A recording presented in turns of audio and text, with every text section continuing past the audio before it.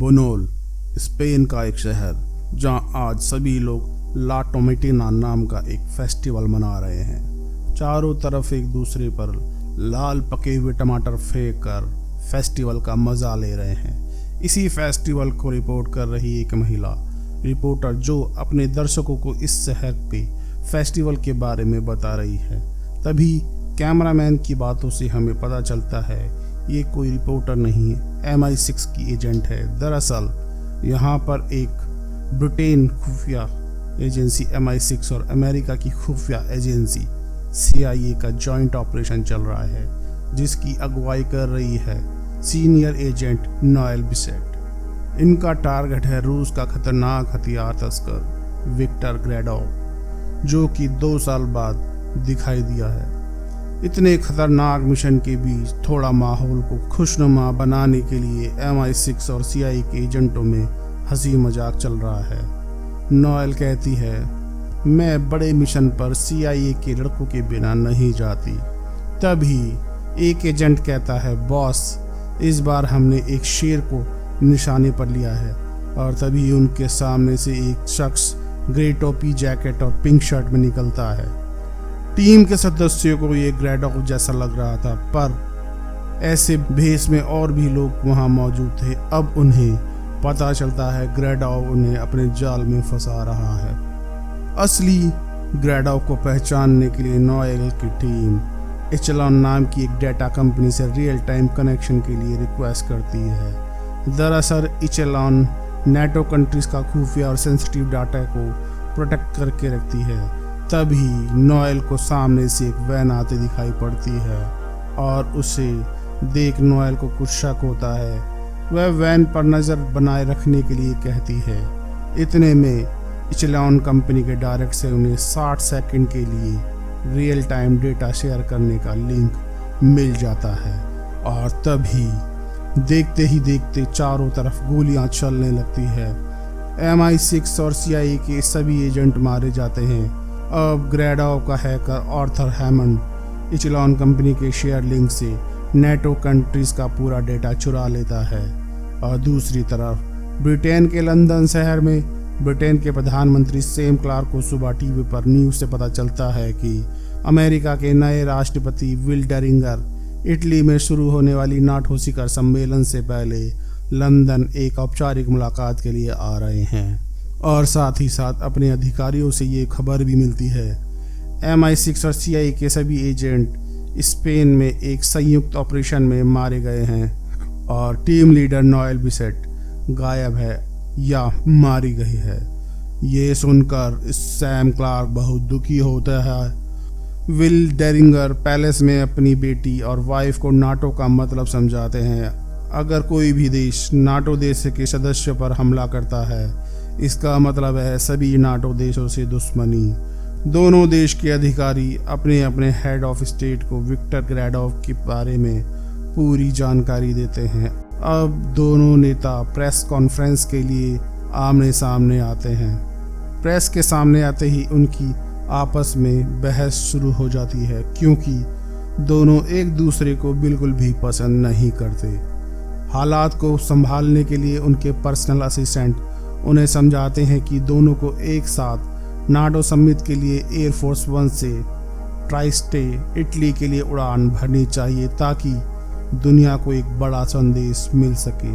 अब दोनों नेता अपने अपने पर्सनल असिस्टेंट की बात मानकर एयरफोर्स 1 से उड़ान भरने के लिए तैयार हो जाते हैं। लेकिन जब दोनों नेता एयरफोर्स 1 में सफ़र कर रहे होते हैं तो ग्रेडोव के आतंकवादी उनके प्लेन पर मिसाइल और ड्रोन से हमला कर देते हैं। उनका एक सिक्योरिटी गार्ड दोनों को पैराशूट पहनाकर कहता है, हम बेलारूस के हवाई क्षेत्र में हैं, आपको पोलैंड में हमारे सुरक्षित घर तक पहुंचना होगा, और उन्हें प्लेन से धक्का दे देता है। अब कुछ ही समय में प्लेन क्रैश हो जाता है।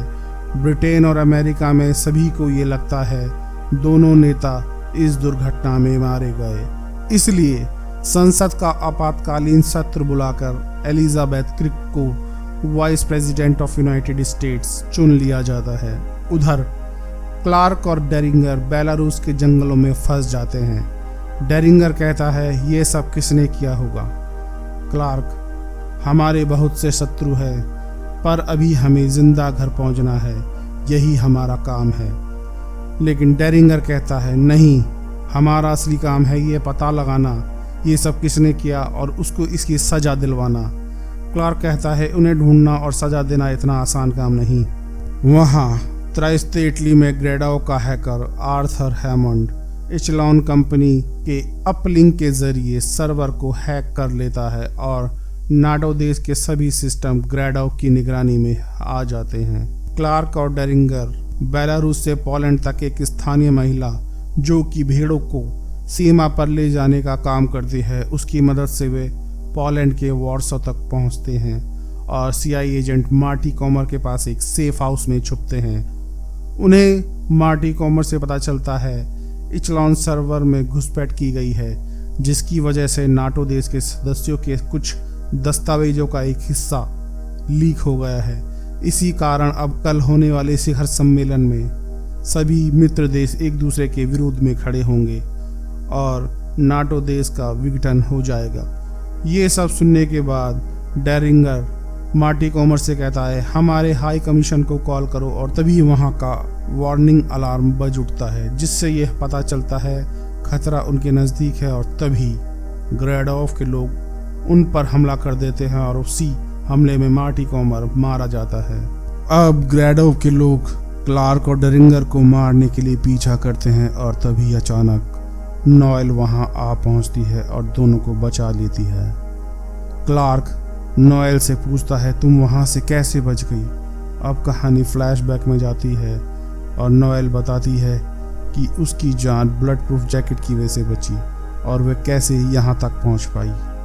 नॉयल क्लार्क को बताती है क्यों ग्रेडो नाटो देश के समूह को बर्बाद करना चाहता है, क्योंकि नाटो सदस्य देशों की वजह से ही उसके वैज्ञानिक बेटे की जान गई थी, जिसका बदला वह ले रहा है। अब तीनों इस बात का पता लगाते हैं उस विमान में क्लार्क और डेरिंगर को किसने बैठाया था और उनका शक जाता है क्वेंसी पर, जो कि क्लार्क का चीफ ऑफ स्टाफ है। नॉयल टेरिस्टो इटली में कल होने वाला नाटो शिखर सम्मेलन तक किसी भी हालत में पहुंचना चाहती है। तीनों अब इटली के लिए ट्रेन से रवाना होते हैं और रास्ते में ग्रेडो का एक और हत्यारा क्लार्क और डेरिंगर पर हमला करता है, लेकिन हैकर हैमंड उसे मार देता है। मरने से पहले हैमंड उन्हें क्रोशिया के जदार शहर में अपने पुराने ऑफिस जाने को कहता है, जहां से उन्हें सच्चाई का पता चल सकता है इस साजिश में वह अंदरूनी इंसान कौन है जो ग्रेडोव की मदद कर रहा है। जदार में उन्हें एक पुराने चैटलॉग से पता चलता है कि राष्ट्रपति डेरिंगर की असिस्टेंट ब्रैडशॉ असली गद्दार है, लेकिन साजिश और भी गहरी है।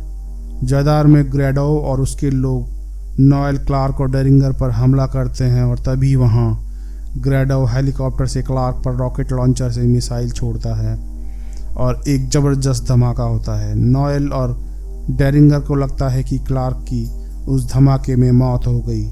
नॉयल और डेरिंगर किसी तरह से वहां से बच निकलते हैं और बोट से इटली के एक बंदरगाह पर पहुंचकर डेरिंगर अपनी वाइस प्रेसिडेंट को फ़ोन पर बताता है कि वह इटली के बंदरगाह तक पहुंच चुका है और नाटो शिखर सम्मेलन के लिए पहुंच रहा है।